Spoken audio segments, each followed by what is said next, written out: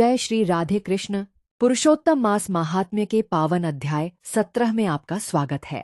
आज की कथा हमें बताती है कि भगवान श्री हरि की भक्ति, श्रद्धा और सच्चे समर्पण का फल कभी व्यर्थ नहीं जाता। जब भक्त पूरे विश्वास से पुरुषोत्तम भगवान का आश्रय लेता है, तब उसके जीवन के बड़े से बड़े संकट भी प्रभु की कृपा से दूर हो जाते हैं। आइए श्रद्धा और भक्ति के साथ इस दिव्य अध्याय का श्रवण करें और जानें कि पुरुषोत्तम मास में किए गए पुण्य कर्म किस प्रकार साधक के जीवन को धन्य बना देते हैं। 17वां अध्याय। एक दिन उनका पुत्र शुकदेव अपने मित्रों सहित बाबड़ी में स्नान करने गया और अपने मित्रों सहित जल में प्रवेश करके नहाने लगा और जल में डूबकर मर गया। तब उसको जल से बाहर न आते देख उसके साथी हाहाकार करते हुए भागे और उन बालकों ने गौतमी को जाकर सब वृत्तांत सुनाया। उन बालकों की यह अप्रिय वाणी को सुनकर वह पृथ्वी पर गिर पड़ी।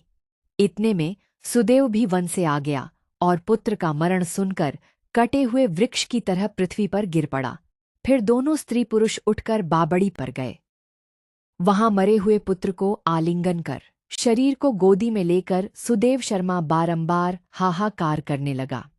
गोदी में पड़े हुए मृत पुत्र को देखकर रोने लगा और विलाप करते हुए कहने लगा, हे पुत्र, मेरा सोच हरने वाली मनोहर वाणी को और मेरे मन को आनंद दो। तुम अपने वृद्ध माता पिता को छोड़कर जाने के योग्य नहीं हो। हे वत्स, तुम्हारे श्रेष्ठ मित्र वेद पढ़ने के लिए बुला रहे हैं। तुम्हारा उपाध्याय पढ़ने के लिए बुला रहा है। तुम इस समय कैसे सो रहे हो? मैं तुम्हारे बिना नहीं जीऊंगा, न ही घर जाऊंगा। अब मेरा वन में भी क्या काम है? ऐसा कहते कहते भगवान के नामों का उच्चारण करने लगा। तो भक्तों, यह था पुरुषोत्तम मास महात्म्य का दिव्य अध्याय 17।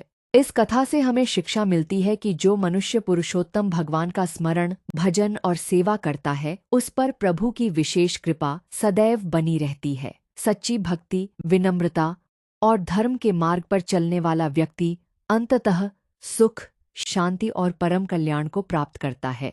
यदि आपको यह कथा पसंद आई हो तो इसे अधिक से अधिक भक्तों तक अवश्य पहुंचाएं, ताकि वे भी पुरुषोत्तम मास की महिमा का लाभ प्राप्त कर सकें। श्री पुरुषोत्तम भगवान की जय। राधे राधे।